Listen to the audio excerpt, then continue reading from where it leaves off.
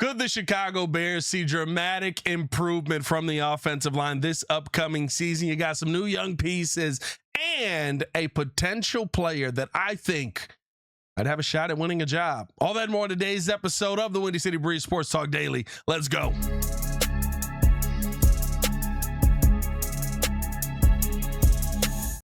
Now, if you are new to the channel, please hit that like button. Please subscribe to the page to Talk Chicago Sports Daily on this channel. Only channel Talk Chicago Sports. How Chicago talks. Make sure that you stay in tune with us, man. Joining me on today's episode. It's been a while since we've been able to do a one-on-one episode here. Mr. Media himself, Jordan Hello. JC How's in the building. What's going on, buddy? How you What's up, feeling? man? Yeah, Good right? to be You here. good? Yeah, Good to see you. Feels like a morning show. Yeah, well, it's a little later in the day. Here. I do miss the morning breeze, brother. I do miss the morning breeze. You know what I don't miss, though? What? Waking up at 6 o'clock in the morning. I'm not going to lie to you. There is a lot of good. That was the hard part, yeah. That was the difficult part. I know. But listen, a lot to get into on today's episode because I've been going through the different position groups so far. We've done the quarterback. We've done the wide receiver. I want to get to the offensive line today and what we want to see from them this upcoming season. I'm going to go player by player through this because all five of these guys seem pretty important. And when we get to some of these, there could be 6 or 7. Let's start it off with the right tackle position. Darnell Wright, for me, what I want to see from Darnell Wright this upcoming season is make it really hard not to pay you as early as possible. The percentages and numbers, I've kind of stayed away with this because I feel like you beat a dead horse with some of these things, right? I would like to see his block percentage on the right side be up to 65%. Like, of course, we want him to be elite. We want him to be great players. But I think when you have a conversation around Darnell Wright, he proved to you last season that even through injury, he could be extremely effective for this upcoming season. And to me, I think the thing that I want to see from Darnell, not only somebody who you can trust in the pass pro game, but now healthy, how dominant can you be in the running game? I want Darnell Wright to become one of those players on that right side that literally you go, if we run it that direction, there's going to be no answer for it. And DeAndre Swift and Kyle Monangai can benefit from that. What do you want to see from Darnell Wright this upcoming season? Man, the same thoughts as you. Just stay reliable, stay consistent, stay healthy. That's been the problem with a lot of couple of pieces that I know you'll probably bring out on the line is just making sure that you know that they'll be out there. And then the second thing too, just build off of your pro season. I think that he's now coming into his own. His 4 seasons down.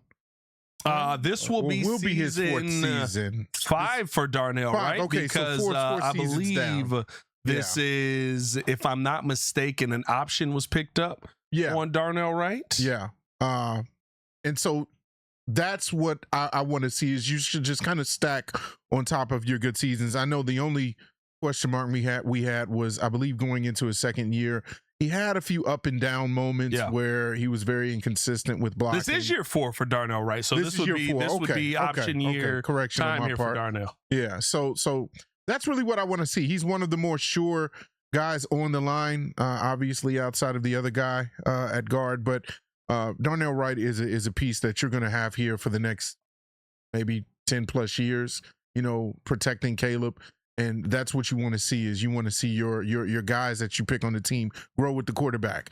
And I think, he will be in for a really nice paycheck. Oh, yeah. Eventually. Listen, I want to pay Darnell sooner than later. Like Shay brought it up on today's Chicago Bears podcast. He was like, you probably want to get this done before camp is out because otherwise, if he has another all-pro season, you could be talking about paying Darnell Wright $35 million a year moving forward. Right. And that's just the reality of it. So, like, I want to see this get done sooner than later. I think the Bears want to see this get done sooner than later. So hopefully that's something that we can see happen quickly. I think Darnell is going to be fine. He's one of the few people I worry about. Going to another guy on the offensive line here, or one of the few people I don't worry about. This is the guy on the line as well, Jonah Jackson at the right guard position from the offense. You know what I want to see from Jonah Jackson? Don't get worse. That's it.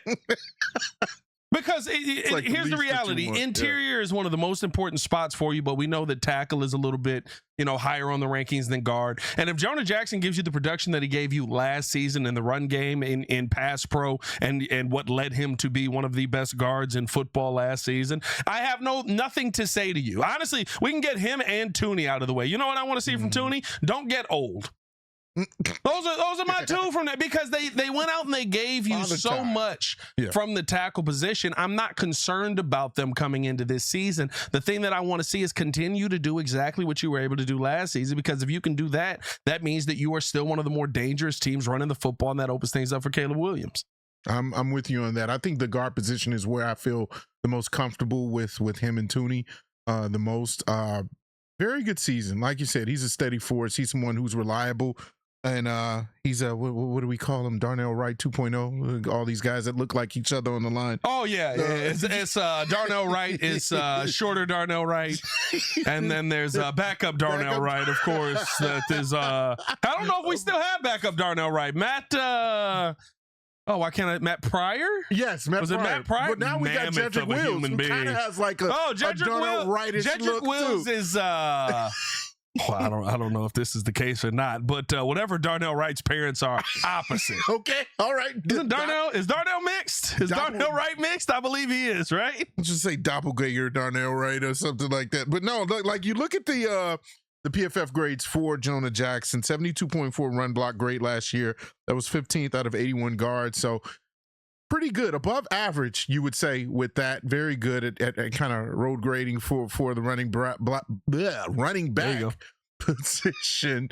And he's reliable in the pass game as well. A little bit underneath that at 63.6, 34th out of 81. So again, overall numbers look good from a grade standpoint. And again, like I said, I just want to see more consistency and stay on the field. Yeah. Listen, Darnell Wright, white mom, black dad. I would say Jedrick Wills is black mom, white dad. Oh, yeah, you just flip it. You just flip it a little bit. It's a bizarre world. Yeah. That's the world I live in. You know what I mean? Black mom, white dad. Yeah, you do. It's all right. We'll get through it. My parents are all black. There's nothing wrong with that either. I don't think. All right, okay. I wasn't saying you full breed. I don't have a fusion going on. It's a fusion. It's not how you get them, Jordan. Fusion. Oh my God. That's not how you get them, Jordan. That's not. You think that's what my parents were doing? They would just all right. Let's go to center. Let's get to the center position on this team. Hey, man, let us know how you guys feel about both of them. Hit that like button, subscribe to the page, leave a 5-star review. Y'all know what to do. What are your thoughts on the guard position? What are your thoughts on Darnell Wright? The center position now is one that I do think gets interesting. I know I said 5 guys, but essentially you've got 2 fighting for the center position. And to me, what I want to see from Garrett Bradbury, bring stability to that position the way that Drew Doman did, right? And that may be asking a lot for him, but you've got a lot of answers on both sides of you with Jonah Jackson, with Joe Tooney. Yeah. I think for Bradbury, like if he does win this job out of camp, the biggest thing that there's a talent. I don't want to say deficiency. I don't think that he lacks talent. He was a first-round pick there. Yeah. But I would say Drew Doman was a more talented center than Garrett Bradbury is. So I'm not expecting you to be as talented as Drew Doman was. But what I am expecting you to do is to be able to go out there and essentially the basics, right? Snap football and block. Yeah. And that brings such a stability and comfort level to the quarterback that I think that you don't even have to be elite at it. If you're just pretty good at it, you'll see Caleb Williams thrive this season. Now, on the flip side of that, though, if you want this job, you might need to be elite at it, because I think we're going to see something out of Logan Jones in training camp that is going to push Garrett Bradbury. And the thing I want to see from Logan Jones, which I would prefer to see him start by the beginning of the season, if he's at that level, make it close.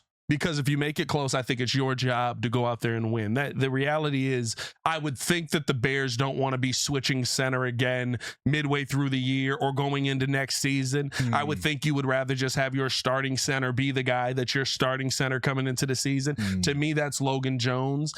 Find a way to keep things close, and I think they go with you because of the youth, because of wanting Caleb to work with the same guy for long term.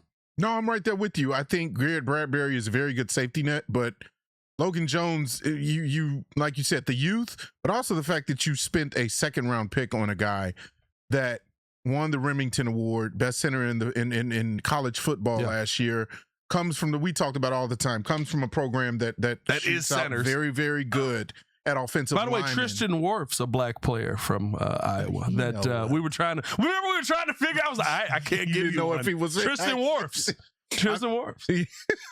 That's a callback to a previous episode. Don't worry. Yeah. I think that if all is done the right way, this is going to be the funnest competition. Like you mentioned, it's going to be close.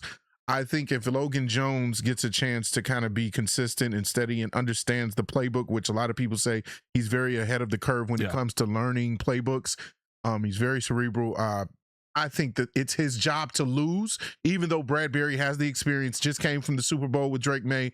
Like, you want him as the backup, I feel like, to Logan Jones. And like you said, it should start early and often with that pairing of Caleb and Logan so that they can continue to grow together as young players. I don't think we want to continue to see switch outs because we've seen that all the time where one center's here, then another center's there.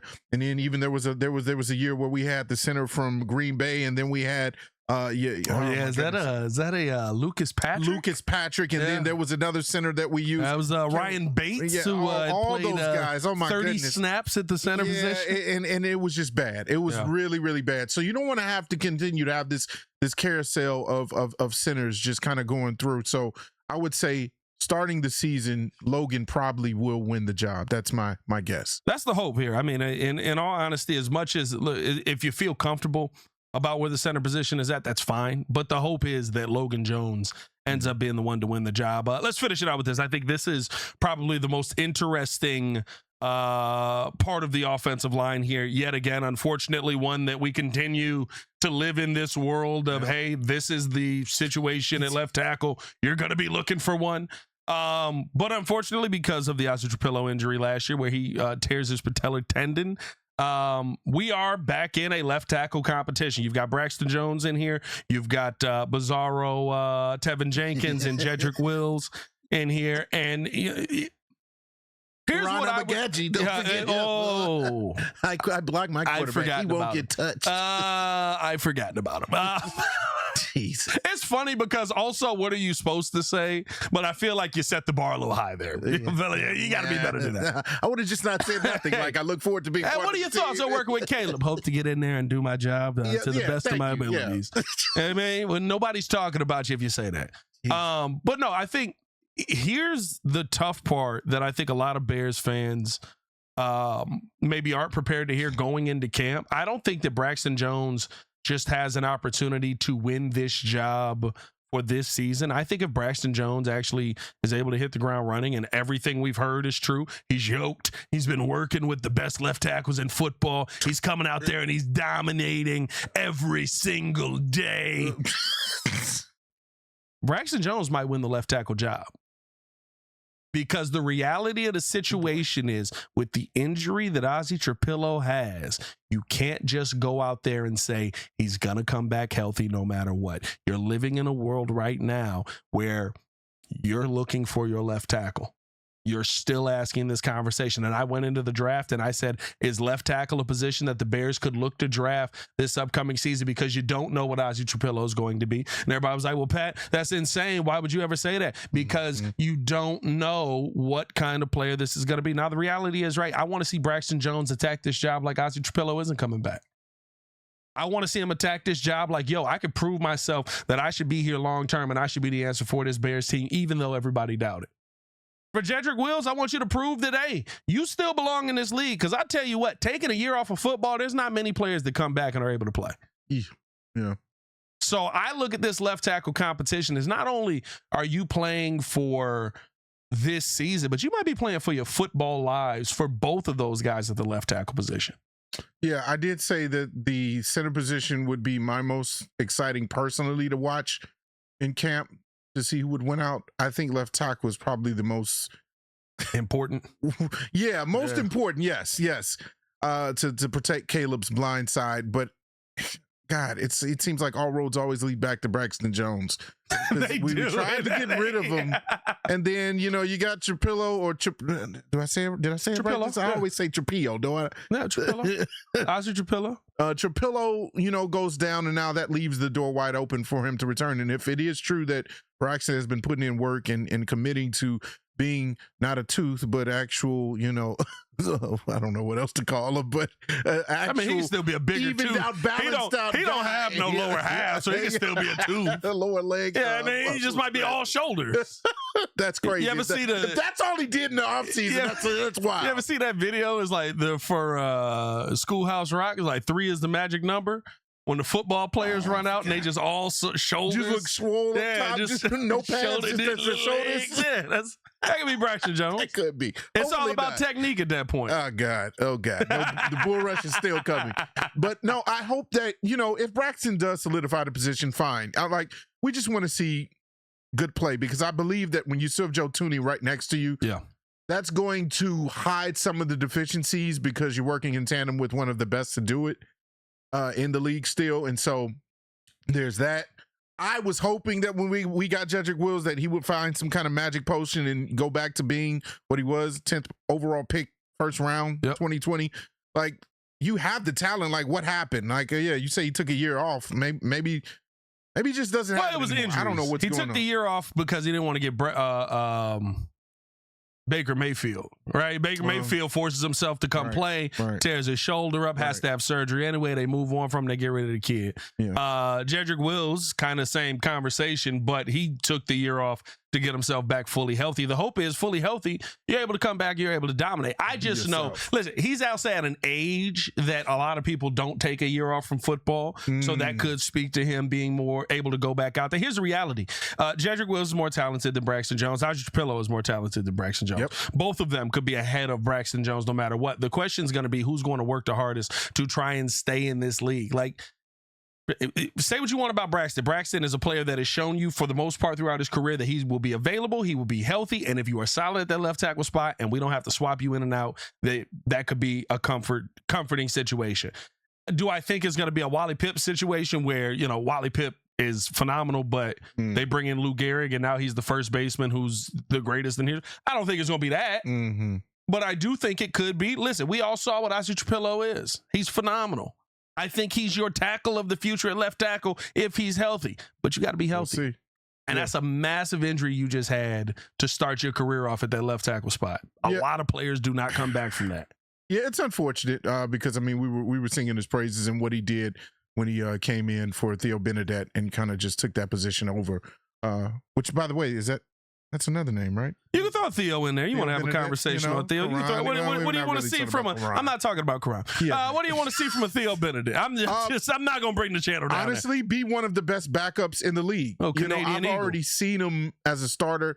He's good. He's kind of like a backup quarterback where he's really, really good for those first 2 games, and then the league starts to figure him out. And he kind of, oh boy, it goes backwards. And so I feel like as a backup left tackle or even as a backup left guard, I think he's your guy. That he's like that 6-man role player coming off the bench type of role that he'll perfect. And so that's where I see him thriving the most. But again, if Braxton is there to win the job and he wins it, I'm all for it. Like you said, sometimes hard work outworks hard work outdoes talent. Yeah. And so even if talent like Trapillo or if Wills doesn't win out, I'm fine with Braxton being there, I guess. Let's say this. Let's say Braxton comes back this year because you only signed him on a 1-year deal. I think it was a 2-year 10, but the second year is a team option, I believe. Okay. Let's say Braxton Jones balls out this year. Looks not Ozzie Trapillo, but looks close enough that you say you got an answer at left tackle.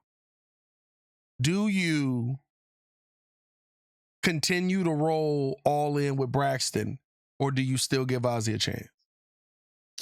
Because I think this is a world that Bears fans are not prepared to enter. So from what I'm seeing, it is 1 year, $10 million. Was it 1 year, $10 million, or in 2? guaranteed base pay? It looks like it says 1 year, $10 million. So 1 year, 10. Oh, and it's 5 guaranteed. 5 guaranteed. And then he can, with his incentives, he can get up to 10. That's what it was. Yeah. So, I mean, look, if we always talk about consistency, you want people on the line that will be there. Caleb needs protection and he needs consistency. So if Braxton does his job at the very least, you don't hear a whole bunch of penalties, no, moving the wrong way. Yeah. Like Oh, that's tough. It's tough because I love Ozzy and I want him to be a starting left tackle. Year-to-year contract. Maybe you give him another 1 year or another 2 year if he accepts it, and sees what happens, and then maybe. I try to offer you a 4-year low ball. Huh? I try to offer him a 4-year low ball. I'll be like, I give you 4 year for what's manageable. What if he's getting $10 million? If I offer you 4-year, $55 million. So about 12, 13. That's cheap as heck for a solid left tackle. If he's a solid left tackle, $13 million a year, I would take it. I mean, of course, I would take it, but but $13 million a year, you playing. Exactly. You ain't sitting on the bench at $13 million a year, so that means you offering him that deal. You're moving on more than likely from Ozzy. That's a tough position to be in, because if he shows, it's a great position to be in, because that means you got two guys that can play, or at least you feel comfortable knowing one of your guys can play in Braxton Jones, and then Ozzy's able to play. Or do you start training and grooming Ozzy to take over for Joe Tooney? And kick Ozzy inside? Maybe that's. I wouldn't hate that. I don't know. I'm thinking of ways to keep Ozzy. If you were to pay 4 years, $55 million for Braxton going forward, you need more athleticism to play outside. Realistically, if you feel Ozzy has the talent to play, now Ozzy's a massive human being. You ain't getting past Ozzy tackle inside. But if you feel Ozzy has the talent to play tackle and the quickness, to play guard, I'd listen to it, because you got him for the cheap and he's able to stand in there and figure things out. I don't know if that's the way to put him in that lineup. Yeah, but you're right. I wouldn't hate it. Yeah, just a thought. I don't know. I wouldn't want to keep both guys. If Braxton works out, then I definitely would want to keep Ozzy. You got to keep because again, our offensive line throughout the years has always been the question mark. You're gonna get banged up. Yeah. So you need depth. You need good depth. We had depth before, like 4 years ago, and it was all trash. So you need the right type of depth. Yeah. So it's nothing like drowning in hot sauce. You know what I mean? Like, I love to stay afloat in water, but I'm drowning in hot sauce. No, you don't want that situation. So I'm with signing Braxton long term if he proves that he can be. I won't say average. I'll say a little bit above. You got to be better than average. Be a little bit better than average. Because Ozzy clearly, like, you're taking a chance on him, but he's definitely, you're taking a chance on him because you feel like he could be. If he was projecting towards an all-pro level player, now you feel that he could be a Pro Bowl. Y'all know how I feel about that caliber left tackle. What do you got? How old is Braxton? No. I thought you had a little breaking news. No. I was actually trying to figure out how old is Braxton. So if he does 27, okay, so he's still in a really good prime age. Braxton Jones, 27 years old. Okay, and 115. So you mentioned that 4 year. Yeah. That wouldn't bother me. 27 to 31 years old. That wouldn't bother me. And then you're done with it after that. Like, you're moving on for sure. You're still living in this world where you're looking for that tackle of the future. You just don't know whether that could be Ozzy. Let us know how you guys feel down in the comments below. Man, hit that like button, subscribe to the page. Leave a 5-star review. Y'all know what to do. This is fun. We got to do this more often. Nice. Yeah, we're having a good time. Well, but make sure you tap in tonight. We will be live streaming week 4 of the Bears Madden season. Oh, boy. We are 1-2. Oh, we won last week. We won last week. Oh, you didn't watch the video, huh? I don't believe you. I don't believe you. You text me about Kyson at Streamer University. I've been watching all those crazy videos. You've been watching that, but you couldn't watch the Madden League. That had a hold on me for like the last 3 days. Oh, God. Y'all stay safe out there, Chicago. For Mr. Medium Self, Jordan JC. Yes, sir. Used to be a supporter of the channel. Boy Pat the Designer back at it again. Better and one love. Peace.